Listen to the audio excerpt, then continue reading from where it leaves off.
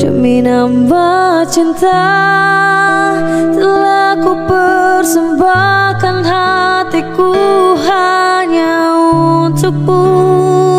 Telah ku jaga kejujuran dalam setiap nafasku.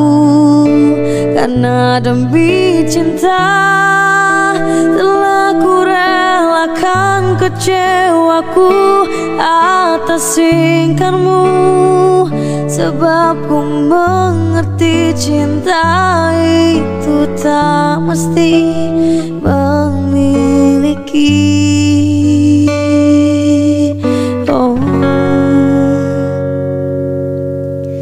andai saja bisa kau pahami. Assalamualaikum warahmatullahi wabarakatuh. Saya Yudi Pramuko, tukang donat dari para YouTuber tertua di semesta.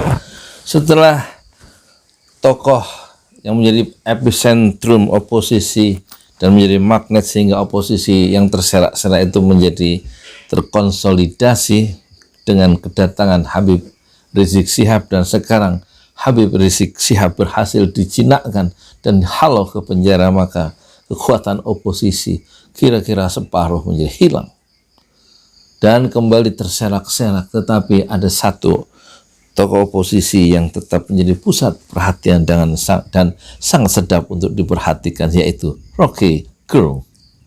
Dan Rocky Gerung mempersoalkan dasar-dasar kebijakan pemerintah sehingga pemerintah tidak bisa lagi menghadapi Rocky Gerung secara sempurna, dan tidak mungkin dia memperkarakan Rocky Gerung karena Rocky Gerung pandai menyiasati segala jebakan-jebakan pemerintah. Ketika pemerintah mengatakan silahkan, pemerintah perlu kritik yang lebih tajam, lebih pedas, dan itu hanya menjadi olok-olok Rocky Gerung karena sudah banjir kritik selama ini. Dan terakhir ketika Sri Mulyani bilang dia sudah berusaha, pemerintah sudah berusaha, tetapi Tuhan berkehendak lain. Dengan sangat indah Rocky Gerung dalam Rocky Gerung Official yang dipandu oleh siapa itu, Hersu Beno Arif, yang sangat cemerlang. Dia hanya mempersoalkan Tuhan tidak ikut dalam penyusunan APBNP. Kekeliruan pertama itu sejak sebelum ada COVID-19 dan penyusunan anggaran itu, kenapa ekonomi menjadi memburuk, itu kenapa Tuhan disalahkan, kata Rocky Gerung.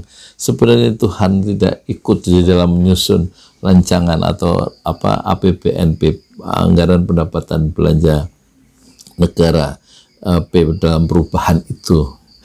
Ya memang, jadi logika itu yang tidak bisa dibatalkan kembali dan tidak bisa dipenjara oleh pemerintah. Ada upaya-upaya memenjarakan pikiran-pikiran Rocky Gerung tentang soal imajinasi bahwa kitab suci itu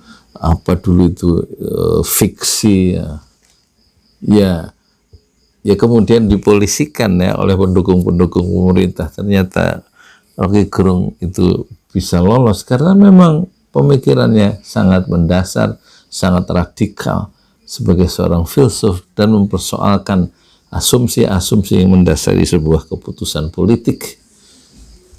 Jadi satu-satunya yang tersisa, oposisi yang tersisa yang lebih sangat sophisticated setelah Habib Rizik itu dibenamkan di penjara dan tidak bisa bersuara lagi, maka yang masih bersuara adalah Rocky Gerung bersama temannya itu Hersu Beno Arif.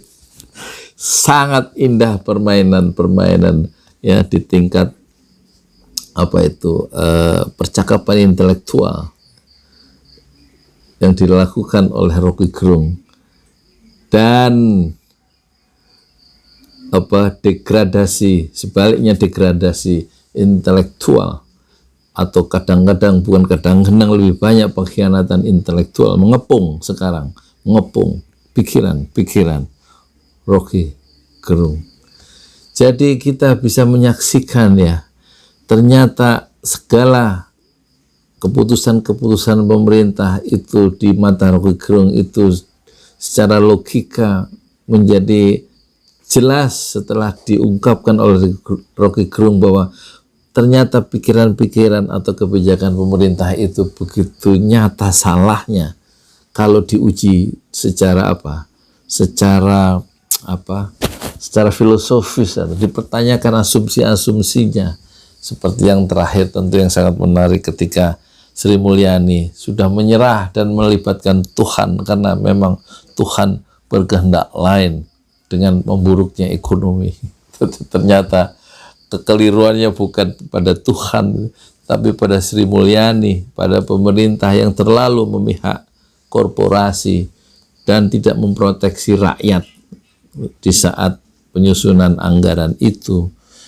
Yang diperhatikan memang pengusaha-pengusaha besar yang dalam bahasa Rocky Gerung adalah korporasi atau konglomerat kalau dalam bahasa dulu zaman Pak Harto itu.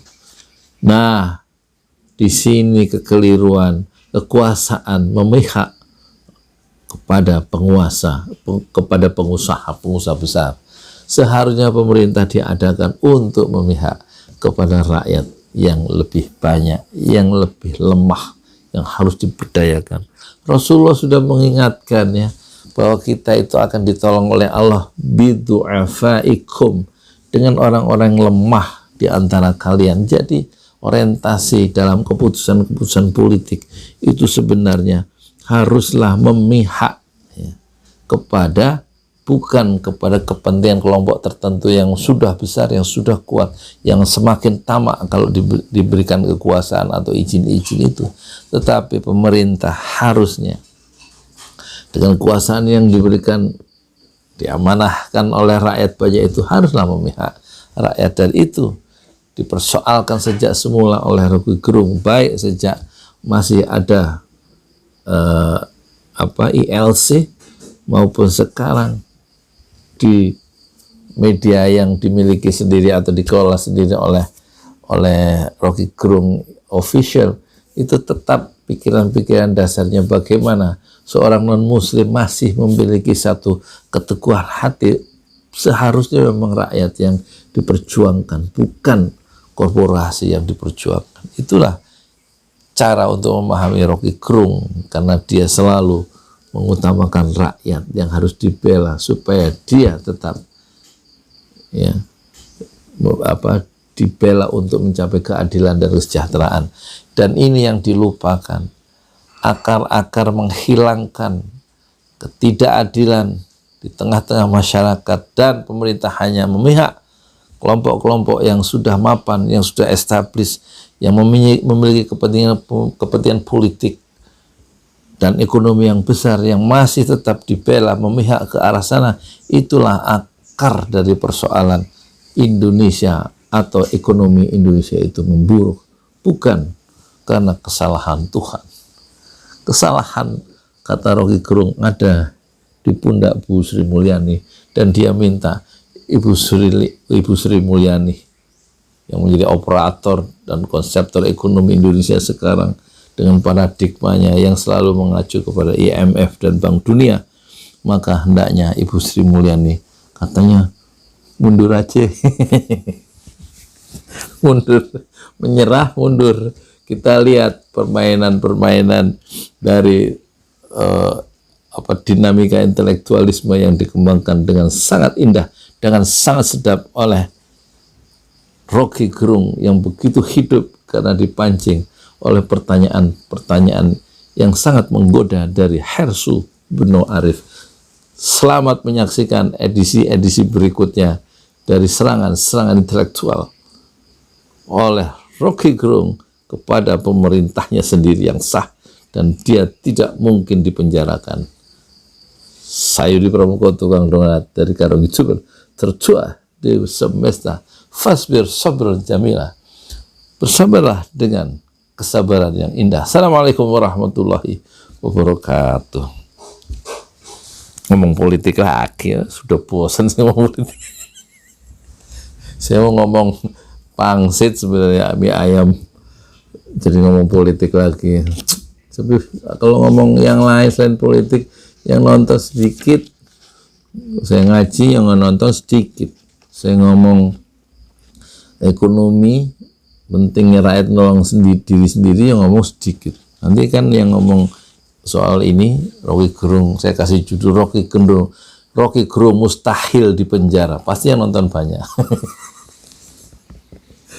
Jangan lupa ya, daftar untuk setiap pelatihan menjadi YouTuber secepat cahaya setiap Sabtu.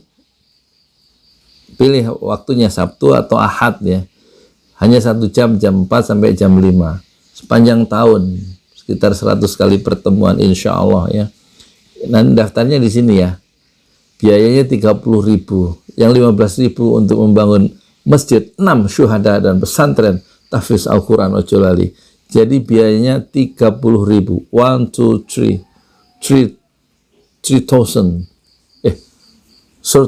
rupiah only, 30.000 per partisipannya. Saya sendiri yang ngomong ya, ini aja sharing ide ya.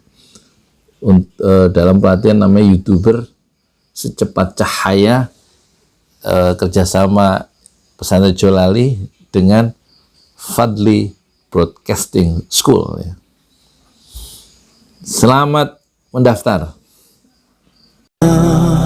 You've given so much to me, Allah. So I bow down on my knees.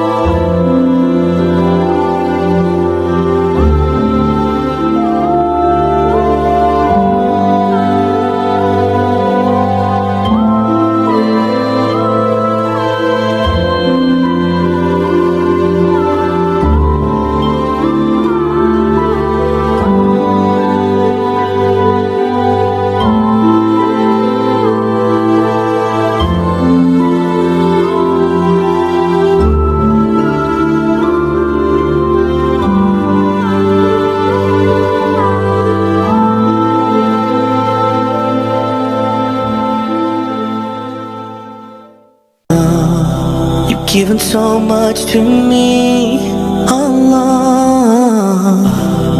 So I bow down on my knees. Subhanallah, Subhanallah, Subhanallah. All glory be to you. Subhanallah, Subhanallah.